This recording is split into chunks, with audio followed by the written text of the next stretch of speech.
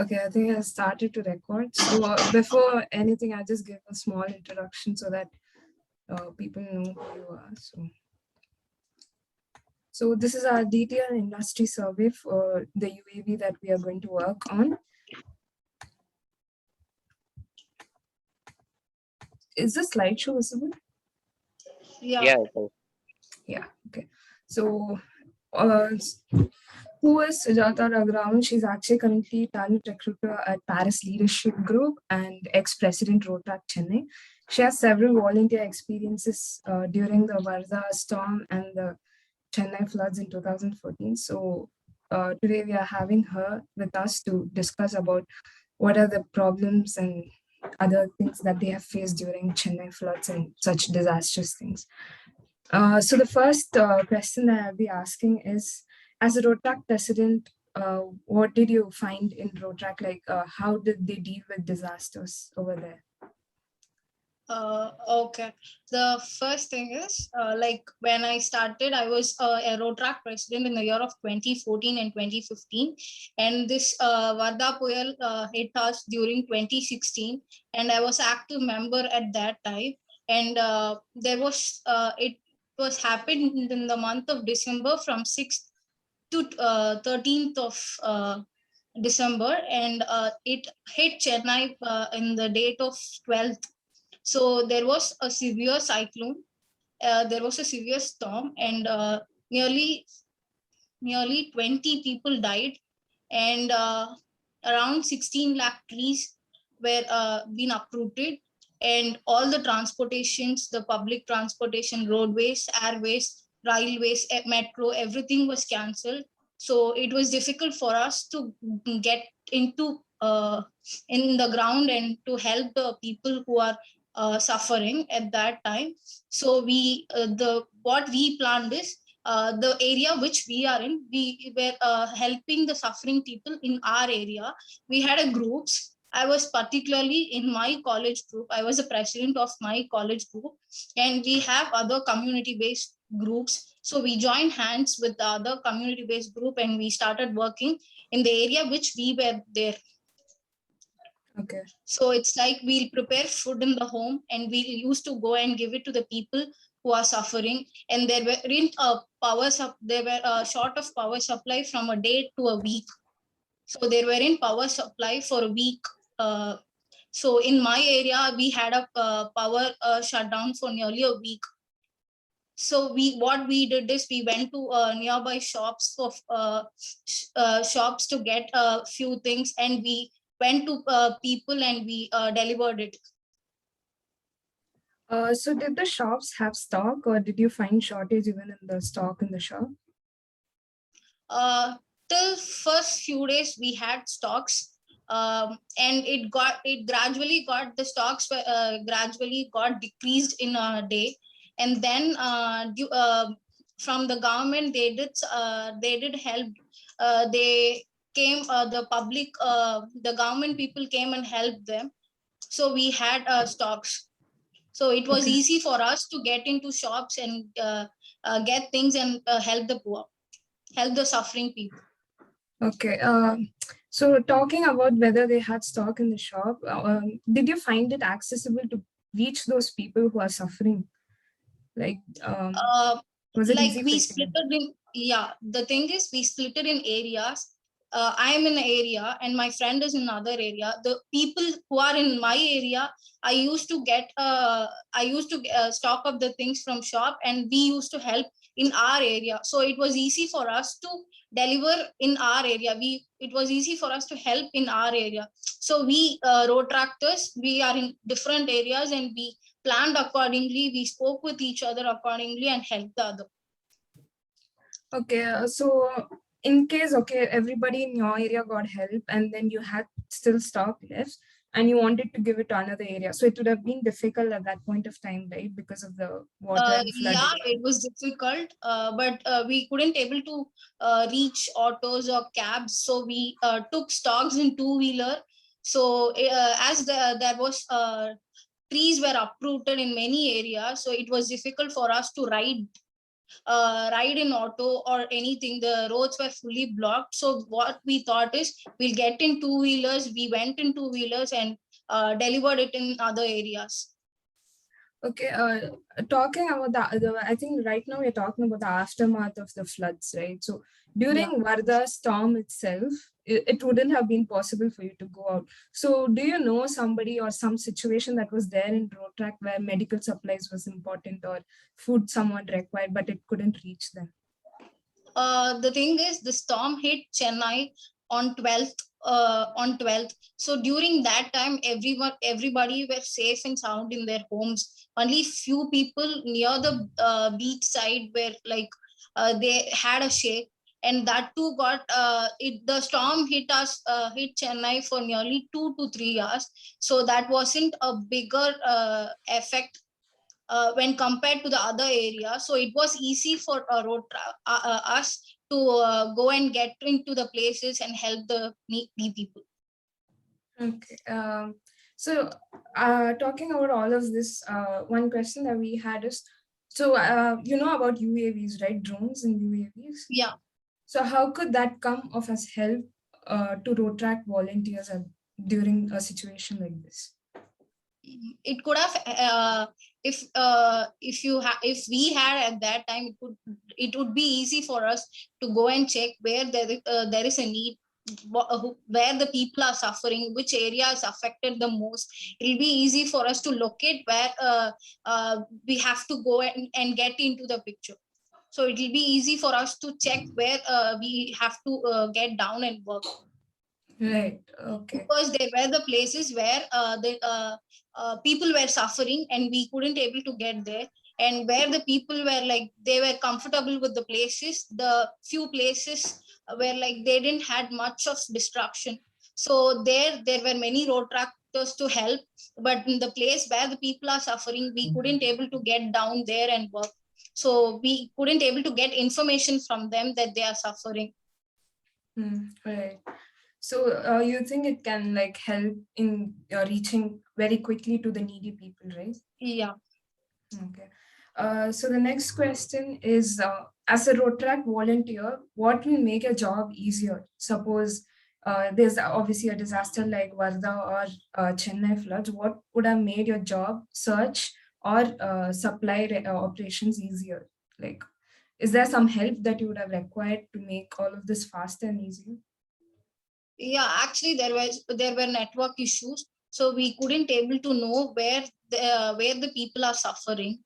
So it would have been a help for us to know the locations and the places where the people are suffering to get into and work.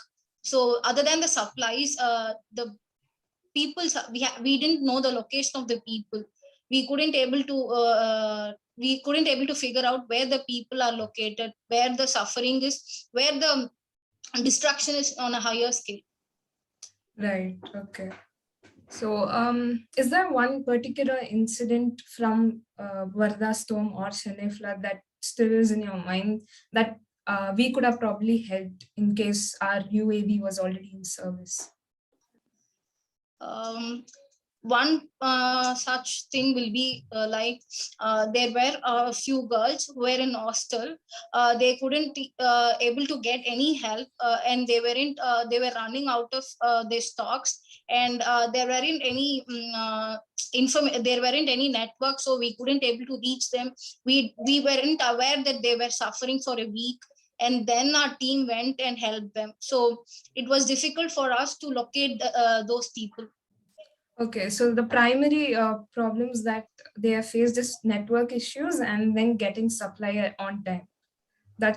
Those are the two things that people in a disaster almost always find hard. Yeah, the thing is we couldn't able to locate where the people are suffering, where the destruction is on higher scale. There were people working where the destruction is on lower scale, and there weren't no information about the destruction on higher scale, so that people couldn't able to get down there and work. Okay. Right. So my questions are done. In case Grishma and Shreyansh have any questions, you can ask a couple of them. Yeah, so I had one few questions. You said there were lack of shops. Like, what was the nearest shop from where you worked? Was it like, Actually, there were shops. There weren't like shops were there. Supermarkets and other emergency supply, electrical shops, everything were open. So it was easy for us to get into the shops and get the stocks and deliver it to the people. okay, do you think it would have been easier and faster if UAV did it, or more efficient if the way it was done? It wasn't, I will not say that it wasn't, if UAV were there, it would have been more easier to help the people where the destruction scale was higher. Okay. But also one more thing, like if this thing was on a larger scale, do you think helicopters would be more of a people acceptance, or UAV people would accept UAV as well? Sorry. Like So in the like sense of, I think I'll okay, rephrase the question. So the question is, UAVs are new technology. So I don't think, according to Chennai mindset or mindset of any city for that matter, will they accept it more easily? Like seeing an unmanned aerial vehicle throwing their necessity packages, will they try to accept it, or they'll think, okay, it's not safe or something like that? Will there be some doubt with our technology? Public It depends acceptance. on, it depends on the people's mindset. Okay, the thing is, if it is me, or if it is like my generation, they know what UAV is, so they will, it will be easy for them to accept. And the people who are in lower scale, they, if they don't know what UAV is, it will be difficult for them to accept it. So do you think there's some way we could probably add a human touch to it by doing something? Um, you can just give a knowledge to all kind of people, so that it will be easy for it will be easy to know what UAV is. Okay. So when you guys approach, when Road Track volunteers go and approach such people who do not have knowledge about technology, do they accept your help, like they're open-heartedly, or is there some? Yeah, as we are human beings, we went and helped them, so they were in need of help. So it was like it didn't have much of difference. So if it is an UAV or a drone, which is a non-human thing, so I don't know how well it will be. We have to give knowledge to people about the UAV before we get into it. Right. Okay. So talking about that itself, do you think in the future, going down the lane, can UAVs actually help this kind of people in case they accept it, in case the public acceptance is there? Can Yeah, it help more efficiently? it will be a great help for the government. It will be a great help for the volunteers and the NGOs during this kind of calamities. Okay, one more question that I had is, okay, we are manufacturers, so we do not operate. What we'll do is, since we want this to reach everywhere, we'll give the road track volunteers to operate it. So at that point of time, what would make it easier for volunteers to operate a UAV like that? Like the interface or something like that? Any ideas you have, inputs you have? We have to just give knowledge about it to them. The basic thing is you have to they have to get knowledge about it before getting into it. Right. Okay. So you're like talking like a training time, a training kind of thing. Right? Yeah. Okay. Right. Okay. Shreyansh, in case you have question, you can ask one. Dishma, even no if you have. question. Yeah. So you said you went on two-wheeler locating people and all, right? Do you think it could have been done with our UAV as well? Yeah, it would be easy for us. We went to areas where we could able to access the areas. So there are few areas where we couldn't able to go because of the cyclone and because of the rain. So if UAV has been there, it would be a great help for us to locate the places, right? Yeah, thank you. That's it from my side. Shreyansh. Yeah, Shreyansh.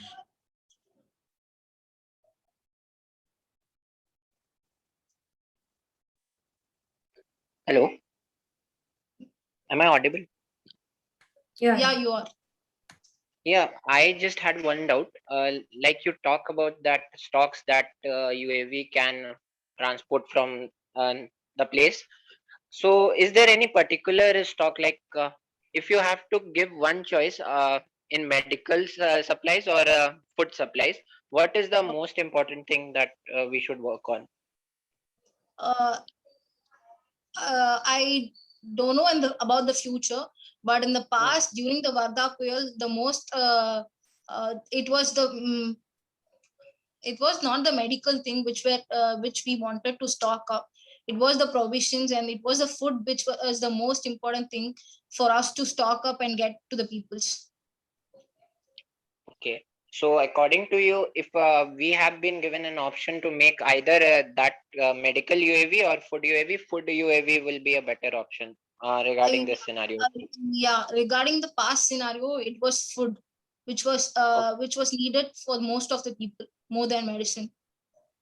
Yeah, and I don't know how much appropriate this will be, but if we are providing a UAV to all of you people, Okay. what are the challenges apart from the training that Nitya mentioned to the operators that UAV will not be able to handle? Like there must be some other scenarios, right, where UAV can't work properly. So, is there anything in your mind?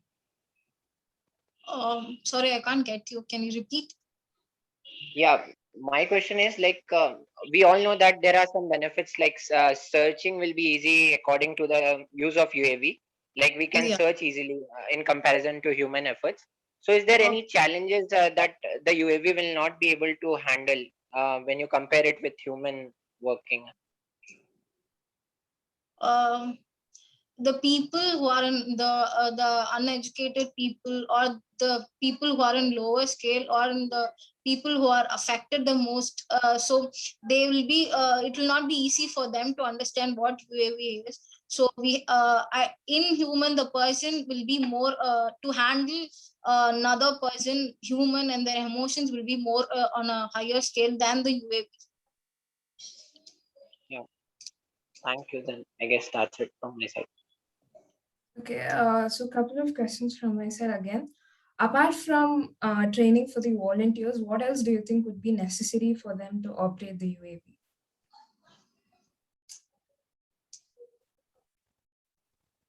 Sorry.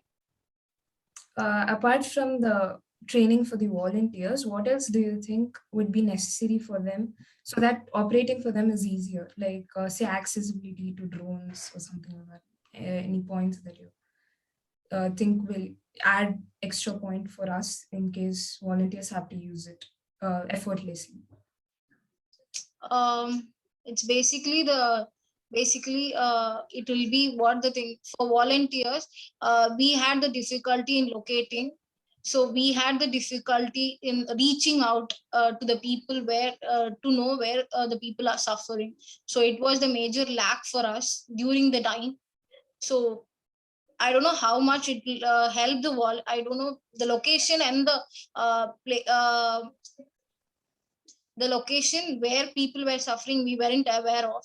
So it was difficult for volunteers at that time. And in future, maybe if UAV if you are using UAV, the training will the training of UAV and the people's acceptance will be a more thing. Okay, right. Thanks. These are the important points, I guess. Like locating, which uses GPS technology, network problems, and then public acceptance, and then training for the operators like Volunteers. volunteers. Yeah. So Yeah. these some points, very valuable points, have come up. So thank you very much. I don't have any question from my side. If Grishma and Shreyansh don't have anything, we can end this. I have nothing else. Okay. Shreyansh, do you have any questions? Nothing from my side as well. Okay, then I think that's it with the interview. Thank you so much for accepting to come for an interview with us and giving such valuable insights into what how volunteers would actually need help during a disaster like Chennai flood or Varda storm. So thank you very much for that, and wish you a good day. Thank Thank you. you. Thank you. Thank you.